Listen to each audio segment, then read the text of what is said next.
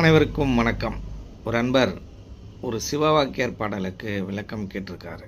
என்ன அப்படின்னா, அந்த பாடல் மூலநாடி தன்னிலே முளைத்தெழுந்த ஜோதியை 4 நாழிகை உம்மிலே நாடியிருந்த பின்னரே பாலனாகி வாழலாம் பரபிரமம் ஆகலாம் அப்பா அம்மா மீது ஆணை அப்படின்ற அந்த பாடல் முடியும்.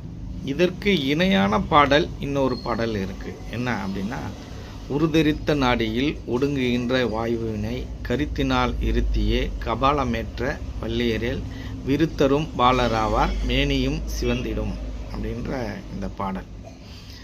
இப்போ இந்த உருதெரித்த நாடி அப்படிங்கிறதும் அந்த மூல நாடி அப்படிங்கிறதும் பார்த்திங்கன்னா ஒன்று தான். இது எந்த இடத்துல இருக்குன்னா, 72,000 நாடிகளும் சந்திக்கிற இடம் மூல நாடி எங்கே இருக்குன்னா, அந்த புருவ மத்தியத்தில் தான் 72,000 நாடியும் சந்திக்கிற இடம். அங்கே தான் மூல நாடியும் இருக்குது. அங்கே தான் யார் இருக்கார் அப்படின்னா, இந்த இறைவன் ஜோதி ரூபமாக இருக்கிறார்.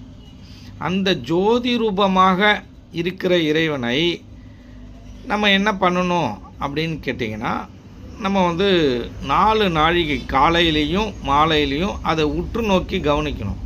கடவுள் எங்கே இருக்கிறாரோ தரிசிக்கணும்னா அவரை தானே பார்க்கணும். கடவுள் பூர்வ மத்தியத்துக்கு மேலே இருக்கார். அப்போ அங்கே தான் நம்ம உற்று நோக்கணும். அங்கே உற்று நோக்கும் பொழுது அந்த ஜோதியாக இருக்கிற அந்த இறைவனை நம்ம பலகாலம் தவம் பண்ணக்குள்ள ஒரு நாள் அந்த ஜோதி ரூபத்தை நம்ம பார்த்துருவோம்.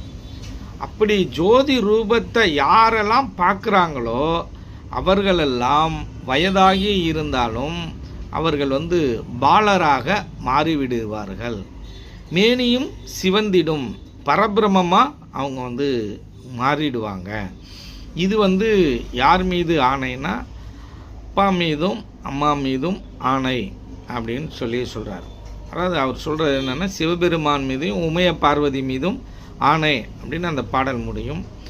அப்போ நீங்கள் சிவபெருமான்னா எதை எடுத்துக்கணும் அப்படின்னா, வித்தியார்த்திகள் எல்லாமே யோக மார்க்கத்தில் ஈடுபடுறவங்க எல்லாமே அப்பா அப்படின்னாலே சிவபெருமான் ஜீவனாக இருக்கிறார், அந்த ஜீவனை எடுத்துக்கணும். நம்ம உயிர் தன்மையை எடுத்துக்கணும். அந்த ஈஸ்வரனை, அந்த ஜீவபெருமானை நம்ம எடுத்துக்கணும்.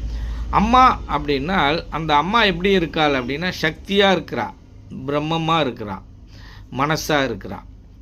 அப்போ இந்த மனமாக இருக்கிற இந்த அம்மாவை கொண்டு போய் யார்கிட்ட சேர்க்கணும்? அப்பாட்ட கொண்டு போய் சேர்க்கணும். ஜீவனாக இருக்கிற அப்பாட்ட கொண்டு போய் சேர்க்கும் பொழுது இந்த ஜோதியை தரிசிக்கலாம். இறைவன்